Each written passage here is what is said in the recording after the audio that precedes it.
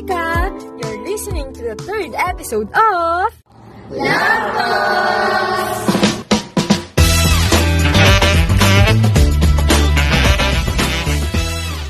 is Natalie, your love story reader.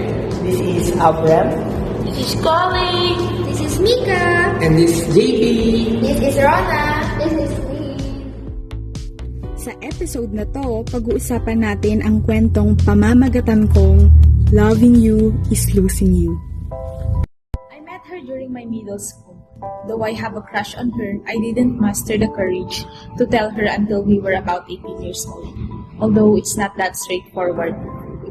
She became part of my circle of friends. So of course, we were all together almost every day. That's when my feelings grew for her. I came to know her better during those months, and I learned that she's the way she is because it's hard for her to trust. We became closer, and sometimes niloloko na nila kami sa isa't isa. I fell in love deeper. We talked to each other almost every day. We became a lot closer to the point that she's sharing her life experiences with me. I thought the feelings were mutual until she talked about the suitor that's not treating her right. She was being ignored and left unread. Although it hurts a lot when I learned about it, I still wanted to share some words in order to ease her pain. I wanted to tell her na ako na lang kasi so badly because I know that I can treat her better. But I did not because it's not just right. I encouraged her to leave him because she doesn't deserve that kind of treatment. I don't know if it was selfish or I was just looking out for her, but it just hurt seeing her sad. One day, she told me na she made her suitor stop. I was relieved. I was glad for her, although my heart really wanted to pursue her. I let her move on or until she felt better, because every day that passes makes my heart feel heavier. Every day I was not able to tell her how I felt. I was scared to destroy our friendship. Fast forward, we were just chatting casually one day and she was curious to know kung ano yung gusto ko sabihin sa kanya. I told her that I love her and gusto ko siyang ligawan and treat her the way she deserved. I was ready to be rejected that day.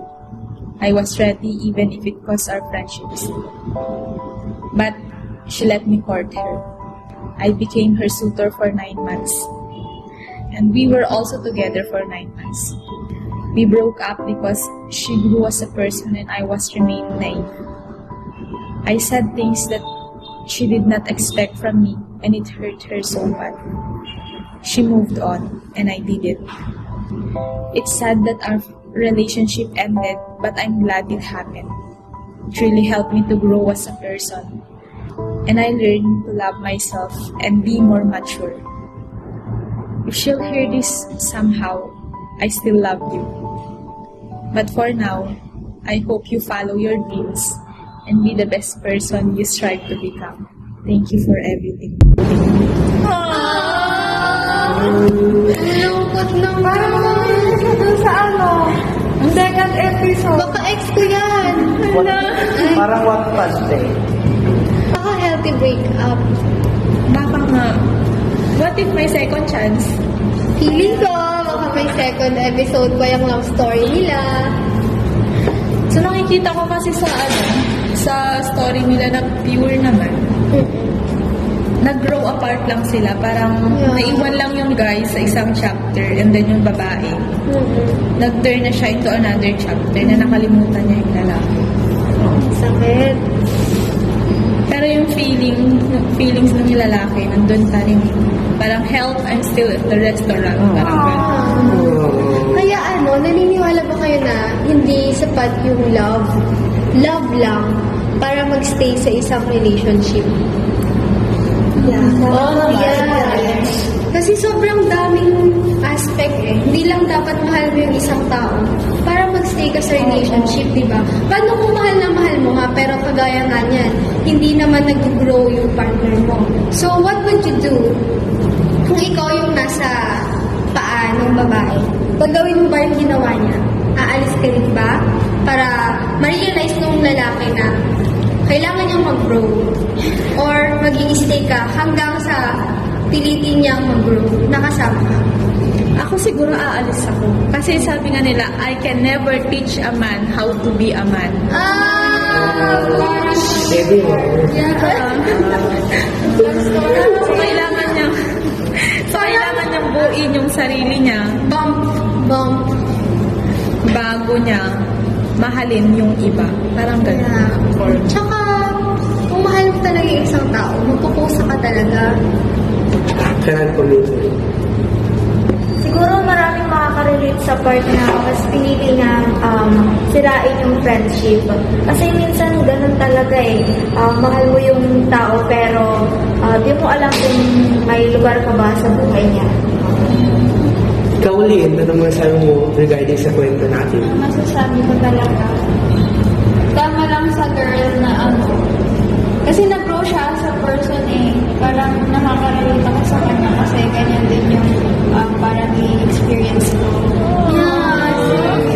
Ang hirap kasi turuan yung isang tao na hindi mo naman talaga sila pwedeng ituro na hoy, magbago ka, mag-grow ka. It's their own choice. Yeah. And it's their own pace kung gusto din nila mag-grow. Pero malay natin, since parang naman sila, healthy breakup. Siguro, sila talaga yung para sa isa't isa. Hindi lang sang-ayon yung oras para sa kanila. Nasasaktan ako ngayon. Ako din! Bakit? Na lang Hindi ko kasi maintindihan kung saan na ito patungo eh. Parang lahat na lang talaga ng kwento natin, masasaktan tayong lahat. Pero at some point, nakakapag-leave sila sa atin ng lesson na hindi lahat ng gusto nating magstay at hindi lahat ng pinipili nating tao, sila yung mananatili sa atin. Saka ang tagal rin ng ligaw ng lalaki. 9 months. Pero makikita na genuine talaga siya. So, Rona, anong maia-advise mo? Or ano mo nang masasabi mo? Masakit yung story, masakit yung nangyari sa sender, pero maganda yung naging flow niya kasi at the end naman ng nangyari, may natutunan siya, nag-grow siya. Yun ang magandang lesson sa part na yun. Ano ba? Nasa lesson na ba tayo? Nasa advice na ba tayo? Kasi, alam nyo guys, ano talaga eh, wala naman talagang perfect advice para sa isang tao. Para sa kahit kaninong nakikinig man nitong podcast natin. No? Kahit sino man sa atin. Parang walang perfect example ng advices. Nakadepende na lang talaga kung nakaka-relate ang isang tao dun sa advice. Pero sabi nga nila, never take advices na nanggagaling sa ibang tao kasi we're not in the same phase. Never judge a book by its cover.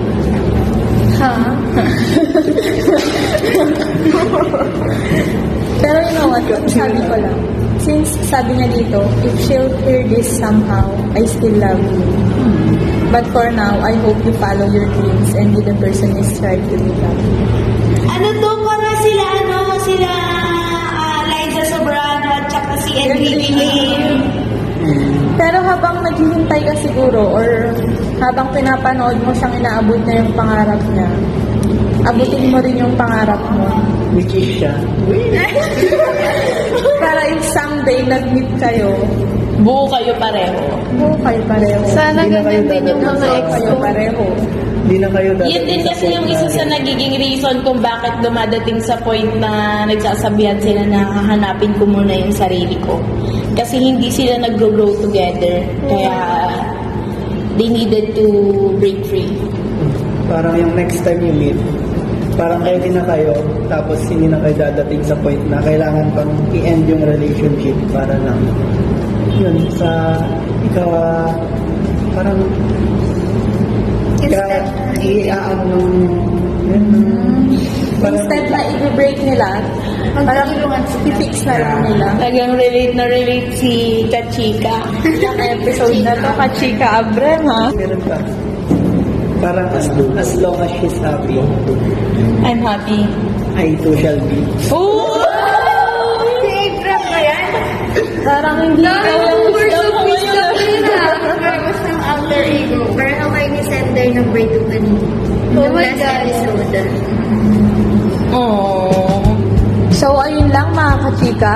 Para sa iba pang reaction, pwede nyong i-comment below para sa kwentong ito. At para naman sa mga gustong mag-send, we will leave the link below at feel free to send your stories para mabasa namin sa aming susunod na podcast.